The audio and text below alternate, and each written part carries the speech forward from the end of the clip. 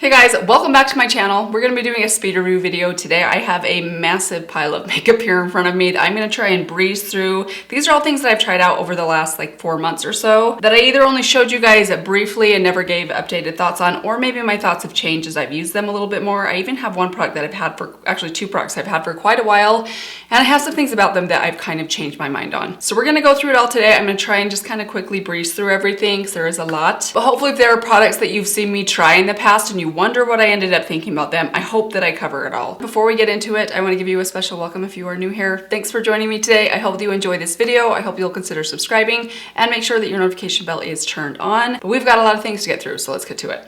All right, so we're gonna start with my eyeshadow palettes. I have a big stack of eyeshadow palettes here. First off, this one right here. This is from Pure Cosmetics. I tried this out a couple of months ago. This is the Pure Cosmetics On Point Wednesday eyeshadow palette. This palette is very, very pretty. I think it's a little pricey for what it is. Well, I say that as someone that loves the mini palettes from Natasha Denona, but I feel like I give Natasha Denona a pass because I just think her formula is just so exceptional. This formula is good. It's pretty basic. The color story is pretty basic. But what I think is special about this specific eyeshadow palette is if you are someone that has mature eyelids, or if you don't like overly metallic shimmers on your lids, maybe you're worried about things emphasizing fine lines, or you're just not into that kind of thing, these shimmers are really soft and beautiful. Like, it just looks very flattering on the eyes. And while the color story is pretty simple, I'm sure if you own any neutral palettes in your collection, you probably have similar shades to this. It is a really good, really well done, curated palette. Like, I love the soft pink in the crease. This dark brown is perfect for adding a bit of depth or smokiness to the look if you want to. The shimmers are all gorgeous. I love the looks that this comes up with. Now, they're pretty basic looks, but they're very, very pretty and soft and feminine and natural looking if you like that kind of thing. Next, I want to talk about the Sigma. I have 2 Sigma eyeshadow palettes right here, the Ambience palette and the Cinderella palette. I have kind of mixed feelings about these Sigma palettes. I kind of was hoping to be more impressed with this formula than I have been. It is definitely good, don't get me wrong. The mattes especially, I think, perform really well. They blend extremely easily. I'm not wild about the Sigma shimmers. I'm not even quite sure why that is. They're very, very dry feeling to me. And not that that shows up on my eyelids. I just generally like something that feels a little bit more creamy. I always apply my shimmers with my finger, and maybe there's just something about it being such a dry formula that just feels different than what I'm used to. The looks that come out of these palettes both are really beautiful though. This one is pretty basic. If you like warm neutrals, it is a beautiful palette. I have enjoyed it. I just find myself not like excited to reach for it for some reason. I was hoping I would like it more than I do. I still don't know 100% why that is. I just know that everyone seems to love the Sigma eyeshadows, and I just kind of feel so-so about them. They're good, but I haven't been like wildly impressed with them. This one, the Cinderella palette, a lot more colorful. I still haven't used everything inside here. I haven't used like this section. Actually, I have used that one. I haven't used like these ones or the purples, but I've used like the gold and this deep plum. I've used some of these neutral shades. It's a fun one. It's a pretty color story. Again, I just have kind of mixed feelings about the Sigma shimmers. They look very pretty on the eyes. They perform really well. They have a lot of sparkle in them, which I do really like. They feel a little dry to me, and I don't know why. I just don't love that so much. Next, let's talk about the Harmony palette from Alter Ego. I did a dupe video on this palette. It is a dupe for the Natasha Denona Retro palette, which is one of my favorite Natasha Denona palettes, and it is a fantastic alternative for that palette. I have now used it a few more times. I think I've used every shade inside here, and I've been wildly impressed with it. You do have to spend a little bit more time to build up some of the mattes in here, especially those cream to powder mattes, but it doesn't take that long to build them up, and the final looks are absolutely beautiful. Just as pretty as the original. If you're someone on a budget and didn't want to spend the $65, what is it, $69, $68 on the Natasha palettes, these are so great. And I really love this one. If you're into berry tones, this is one of the best, if not the best, berry tone palette that I own. Let's talk about this palette right here. This is from Sydney Grace. They sent me this palette just, I think it was right after their sale, so just at the end of the summer. This is the Tropicolor palette. It was in collaboration with the Fancy Face. I will be honest, guys, I haven't dipped into this a ton since the video that I did using this palette. It's very colorful for me. Like, there are so many blues inside here that I just know I'm never gonna touch. And greens, I'm very picky with my greens. I don't like greens that are basic greens like this, that are like emerald kind of greens. I just don't wear those very often. They're a little bit too bold for me. So there is still a lot in here that I haven't used. I don't know that I will likely use it, but I will say there are some things about this palette I think are really fantastic. Number one, it's Sydney Grace, my favorite eyeshadow formula. This shade right here, I mean, I would not say go buy this palette for one shade, but I will pull this palette out for this one shade right here. It's called Coconut.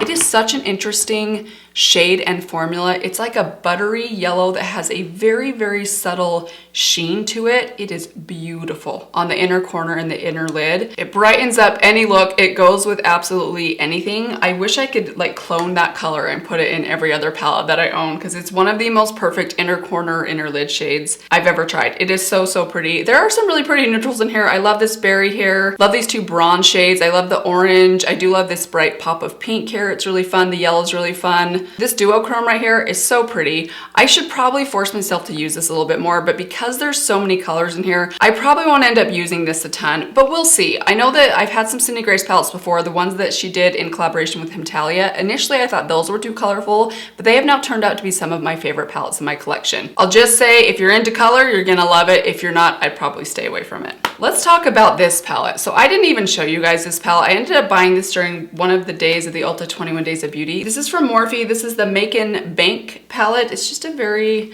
basic green toned palette. I ended up throwing this in my cart because it was on sale for like, I want to say like $6 or something, really cheap. I did at one point film a video with this palette, and the video was just, it was such a bad palette. I'm just gonna come out and say that. This was terrible. I did not like this palette at all. I felt like it was very, very muddy. I had a hard time with, I ended up using some of like these kind of grayish green shades right here, and they just did not look good on my eyes. They were very just like muddy looking.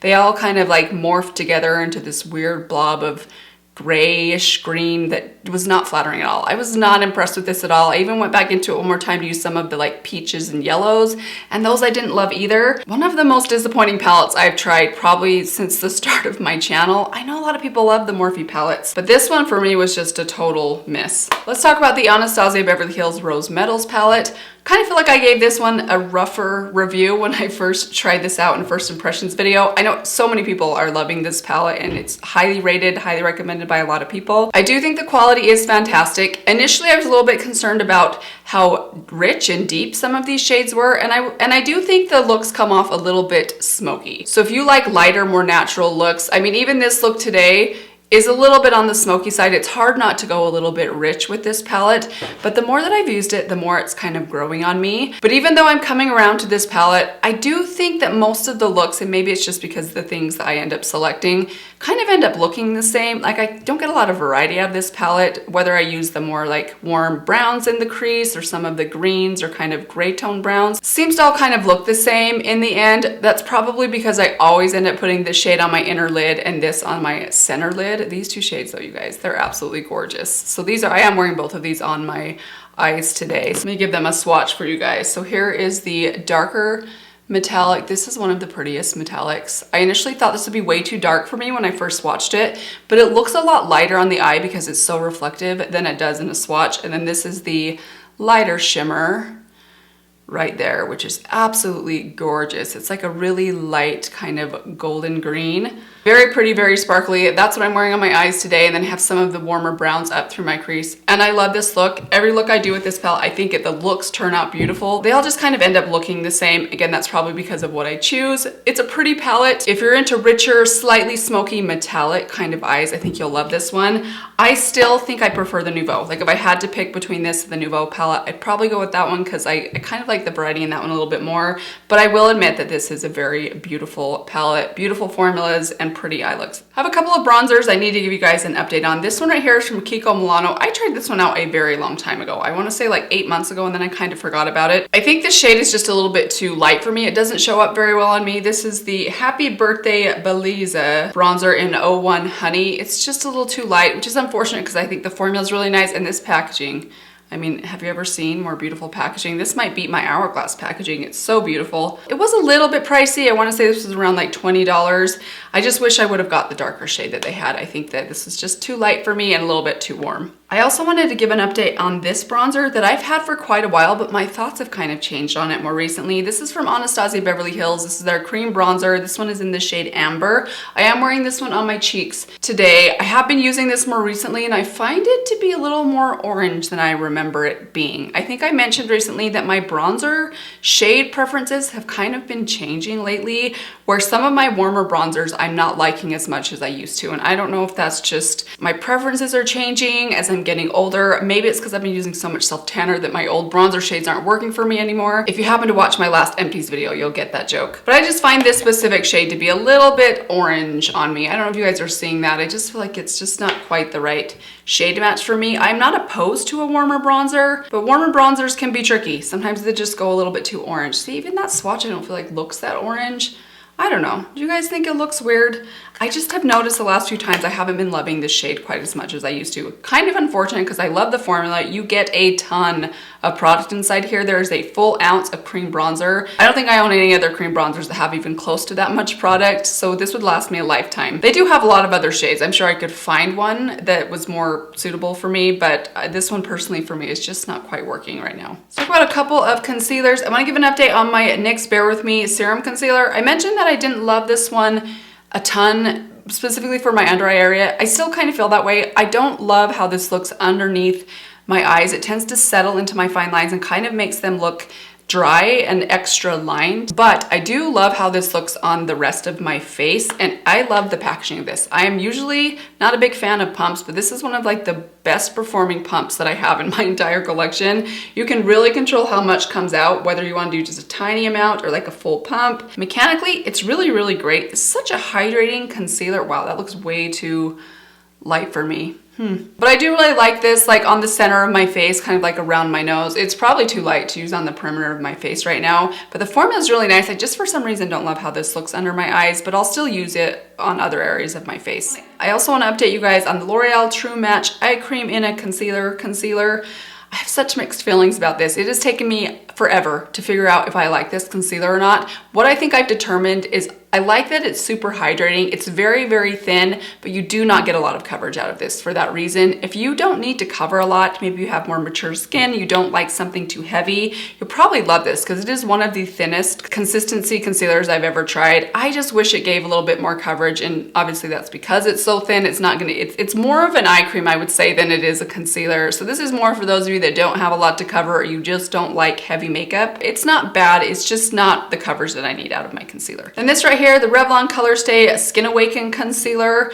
This is an interesting concealer. I would like this a lot more if the packaging was different. I really don't like the packaging of this one. It has one of those squeezy tubes on the top. Mine's already kind of like gotten a hole in it, kind of right there. I don't know. And you can't tell how much product is coming out. I don't like that it just sits in the container wet. For some reason that kind of bothers me. As for the concealer itself, it's pretty good. I don't like it quite as much as I like the Revlon Candid Concealer, but that's my favorite concealer of all time. So it would have been hard to top that one. I do think it's good though. I have the shade 030. It works pretty well for me. It does give pretty good coverage. I would say like high medium coverage. You could probably get medium to high coverage if you layer it up. It does have a weird like plumping effect when you first put it on that goes away. I'm assuming that's from the caffeine that's probably inside it. I don't know about the 5-in-1. Like it just kind of behaves like a normal concealer to me, other than that initial kind of strange tingly feeling that it gives. But it is a good consistency. It doesn't seem to settle into fine lines. Gives pretty good coverage. Generally a pretty good concealer that I just wish the packaging was a little different. Speaking of packaging, I had to give an update on this. This is the NARS Light Reflecting Foundation. I love this foundation. I am wearing on my skin today,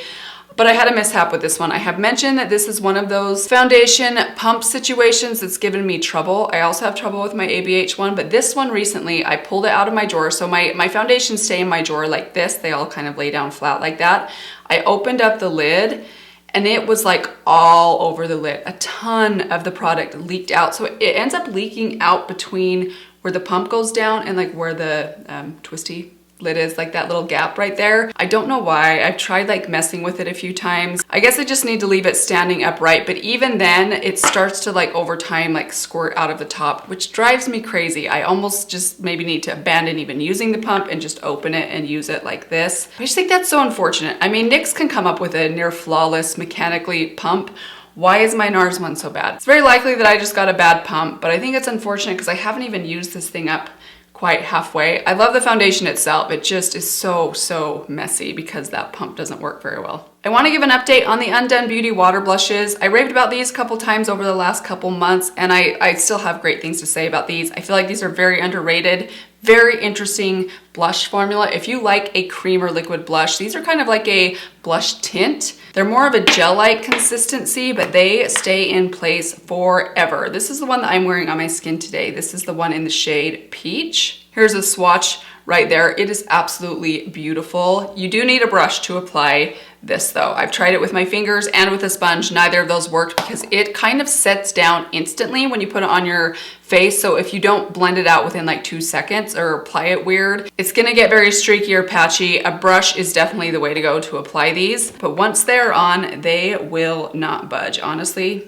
These would probably, if you fell asleep in your makeup, they'd probably be on the next day. Here's the shade Mauve right there. I love both these shades. I feel like this is the perfect, if you're gonna buy 2 shades of anything, like you have your pink covered and then your peach covered. Both of these shades I feel like are pretty universal. You can go in pretty light-handed. I always tap some of the excess off of my brush onto my hand first and then slowly build them up. You could build them up to get bold color out of them, but you can go in a little bit more sheerly if you have more fair skin. So great blush, really been enjoying this one. Very unique formula that seriously lasts forever. Quick update on the Uoma One and Done brow pencils. I tried 3 shades of these out in a video a couple months ago. I think my favorite shade right now is number 3. It's a little bit dark on me, but I've been finding I like my brows a little bit darker lately. They're basically just a tiny little tube of brow gel that I imagine is gonna run out very quickly. And then an actually pretty generously sized mini brow pencil that works very, very well. The consistency of this reminds me a lot of like the Benefit or the Ulta Beauty, both of which I love. This shade is really good. It is, again, a little bit dark on me. I have a hard time using the pencil and the gel at the same time. So I'll basically just fill in a tiny bit of like the sparsest areas basically here on my arch and then just use the gel to kind of fill in the rest. That's what I'm wearing in my brows today. You can see they're a little bit on the dark side. Shades 1 and 2 I can be a little bit more heavy-handed with. They're pretty light. If you have very fair skin or you like your eyebrows a little bit lighter, these are both pretty fair like brow products. I'd say they're more light and fair than even my Ulta Beauty Ash Taupe or the e.l.f. Taupe color. But I think these are really good bang for your buck. I think they're pretty affordable. I want to say they're around like $7 or $8 and you get a gel and a good sized pencil and they're really, really nice. Quick update on these right here. These So Pouty lip gloss balms from Wet n Wild. I picked these up when the first time that I tried out the Marshmallow Cloud Pout.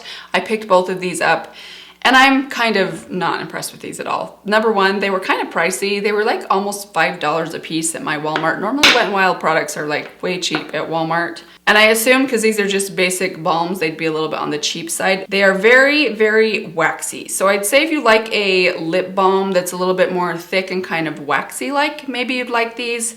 I'm just not wild about them. I've tried a lot of lip balms in my day. I'm not generally that picky and I just didn't think these were great. The coconut one does smell really nice.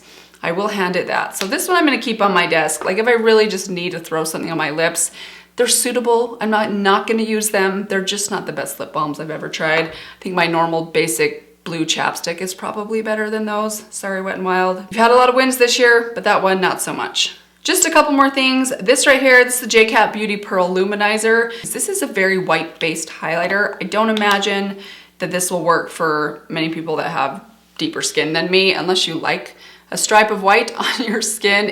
As you can see, it has a lot of like white pigment in it.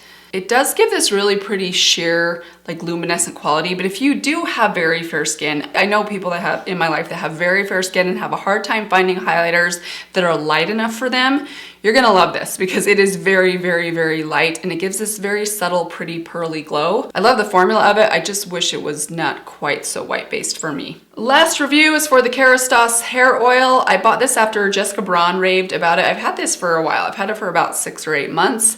And I have mixed feelings about this. When my hair is straight, which is almost never, I love this. It actually feels really, really soft and makes my hair really silky, especially at the ends. But when my hair is curly, as with most hair oils, and maybe this shouldn't have surprised me, they just don't seem to do anything for my dry, curly hair. It's like putting a drop of water onto the surface of the sun. It just evaporates and disappears, doesn't really do much. And it is quite pricey. I don't know that I would say even for my straight hair that I love this much more than some of my basic oils that I've just purchased at like the drugstore or Sally Beauty Supply. It does smell a little bit better. You don't have to use a ton, so it will last you quite a while, but it wasn't as life-changing as I was hoping it would be. I was hoping I'd put this on my hair and my curls would just transform into these beautiful, soft, touchable, flowing locks of golden sunshine. Didn't quite happen for me. It's not a bad oil, it's just not as transformative as I was hoping it would be for my hair. All right, and that I believe is everything. Hopefully I didn't miss anything. Let me know down in the comments below. Sometimes I forget about things. There are things that slip through the cracks, but I hope this video was helpful for you guys. I hope you guys are all doing well. Let me give you one last reminder. If you have not yet subscribed, please consider doing that before you leave, and I will see all of you in my next video. Bye. So if you like a lot of Huile secret de marula, recherche avancée. Did that sound convincing? My French viewers out there, feel free to mock me down below. I feel like my eye was twitching. Could you see my eye twitching as I was talking? I need to go eat a banana or something.